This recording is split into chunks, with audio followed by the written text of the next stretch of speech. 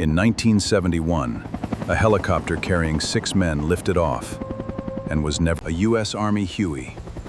Cockpit shattered, engine cold for half a century. No wreckage report, no crash site on record. Officially, this aircraft doesn't exist. This is the story of how we found out. The trail begins in a small village, far from any road on a modern map. A farmer named Tran had heard the stories his whole life. Locals called this patch of... He always assumed it was superstition, until his blade struck metal. What he'd found wasn't debris. It was a time capsule. A Bell UH-1 Iroquois. The works were built. This one was never supposed to be found. Word reached a team of historians and aviation archaeologists within weeks. Their first task? Figure out which helicopter this actually was. Buried under grime, a tail number. Barely legible, but enough. A record search connected the number unit deployed in 1971 and to missing. Not shot down, not destroyed, missing. To understand how it ended up here, we have to go back to the night it disappeared. Call sign Ghost Rider 4. A resupply and extraction run, deep into contested territory. 6 men aboard. A pilot, co-pilot, crew chief, door gunner, and 2 passengers awaiting evacuation. At 2200 hours, Ghost Rider 4 lifted off from a forward base. It was never... No distress call. No mayday. Just silence where a radio check should have been. Search parties combed 60 square miles of canopy for 11 days. They found nothing. No wreckage, no smoke, no debris field. The Army closed the file. 6 names were added to a list. Families were told their sons had vanished, not died. A distinction that haunted them for decades. Now, standing at the wreck, the team began piecing together what actually happened that night. The damage pattern told a story. This wasn't an explosion. It was a controlled... Engine analysis suggested a mechanical failure, not enemy fire. No shrapnel, no bullet scarring on the... A transmission failure, most likely. In the one place in the world where a safe landing wasn't possible. Not enemy territory in the way soldiers feared.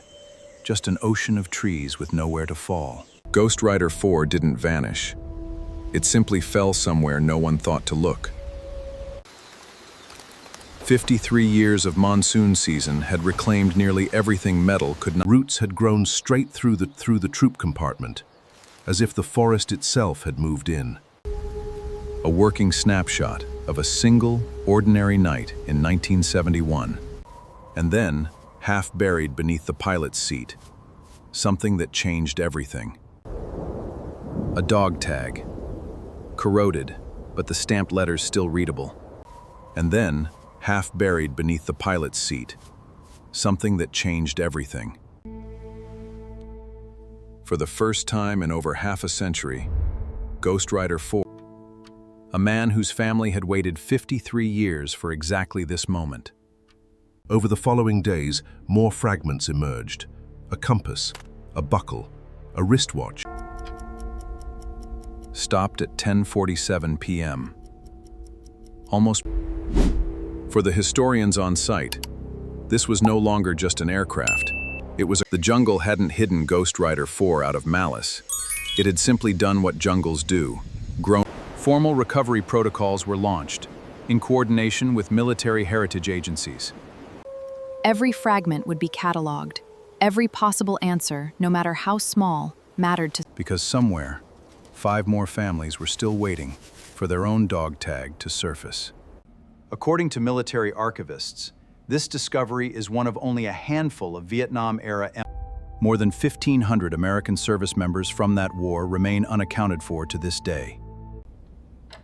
For decades, families like this one lived with a question mark. Remains recovered from the site have been sent for DNA testing, a process that can take months. But for the first time since 1971, there is a name, a date. The Huey itself will likely never fly again. Some say it's become its own memorial.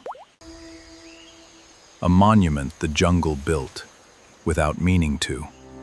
6 men who never came home. 1 helicopter that finally did in its own way. Somewhere in that jungle, there may be others still waiting to be found. If you'd like to help identify or support MIA recovery efforts, organizations